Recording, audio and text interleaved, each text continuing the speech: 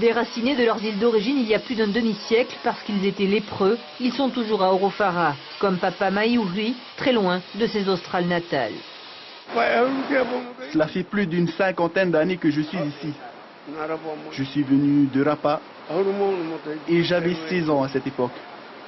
J'en ai 81 aujourd'hui. 1 à 2 fois par jour, Bruno l'infirmier vient soigner ses malades. La lèpre a rongé leurs membres et parfois leur visage de manière irréversible. Et au fil des années, des liens se sont tissés. On fait assistante sociale, on emmène le pain, on gère les médicaments. On passe avec Toté tous les mois et puis on cale, on surveille. Est-ce qu'on les regarde un peu de travers toujours? Malheureusement, oui, on les regarde toujours un peu de travers. Ils restent sur Orofara, ils bougent très peu.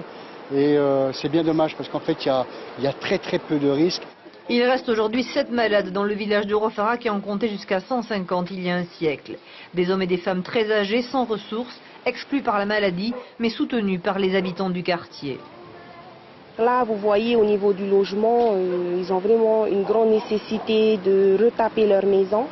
Mais le souci qu'on a, c'est toujours le même problème, c'est le foncier. Donc ici, c'est territorial, donc on ne peut pas demander d'aide à titre personnel parce que on n'est pas propriétaire. Donc le grand souci qu'on a, c'est de se battre justement pour pouvoir avoir des fonds, pour pouvoir rénover au moins ce qu'il faut au niveau de la toiture. Et c'est pour ça qu'on a mis en place une association justement pour les aider dans leurs besoins. Demain, le village d'Orofara fêtera le centenaire de la fermeture de la léproserie, un quartier de Marina marqué à jamais par son histoire. Au XXIe siècle, la lèpre n'a toujours pas disparu du territoire, avec 2 à 3 nouveaux cas par an. Lamine Guyenne, bonsoir. Bonsoir. Merci d'être avec nous ce soir. Vous êtes le médecin référent pour la lèpre en Polynésie. Dites-nous d'abord pourquoi cette maladie qui date de l'Antiquité existe toujours ici. C'est très difficile à répondre à cette question. En fait, c'est une maladie qui est due à une bactérie, ça on le sait. C'est une bactérie qui n'est pas très contagieuse si on le compare par exemple avec la bactérie de la tuberculose. Pourquoi ce n'est toujours pas éradiqué alors que les conditions de vie se sont bien améliorées en Polynésie française, je ne saurais le dire. Il y a 2 à 8 nouveaux cas par an. Hein. C'est cela. Ça fluctue depuis au moins une vingtaine d'années. On a entre 2 à 8 nouveaux cas par an. Et ce qui est un petit peu désarçonnant, c'est que lorsque on regarde les chiffres et qu'on compare avec les critères fixés par l'Organisation mondiale de la santé, cela fait depuis 1992 que nous sommes au-dessous du seuil d'élimination. Et donc les experts pensent qu'une fois que c'est au-dessous du seuil, la maladie devrait s'éteindre toute seule. Et pourquoi ce n'est pas le cas? Vous avez encore soigné récemment une fillette de 7 ans. Comment Absolument. Elle a contracté cette maladie? Est-ce que ce sont des plaies mal soignées? Alors, il y a soit des plaies mal soignées, et on est en contact avec quelqu'un qui a la lèpre, et la bactérie peut se mettre sur les plaies et rentrer dans le corps et provoquer la maladie. Ou alors, dans la plupart du temps, on respire les bactéries qui sont propulsées soit par l'éternuement ou par la toux, par quelqu'un qui a beaucoup de bactéries, qui est infecté, et lorsqu'on respire ces particules dans le poumon et dans le corps, après on peut développer la maladie. Mais attention, sur 10 personnes qui sont infectées, on pense qu'il y a probablement une seule personne qui va développer la maladie. Alors, on la développe pas nécessairement. Et pas tout de suite. Il faut plusieurs mois à plusieurs années, voire des dizaines d'années pour que la maladie se déclare. C'est pour ça que les enquêtes sont compliquées. C'est pour ça qu'il n'est pas toujours facile de faire le dépistage de cette maladie.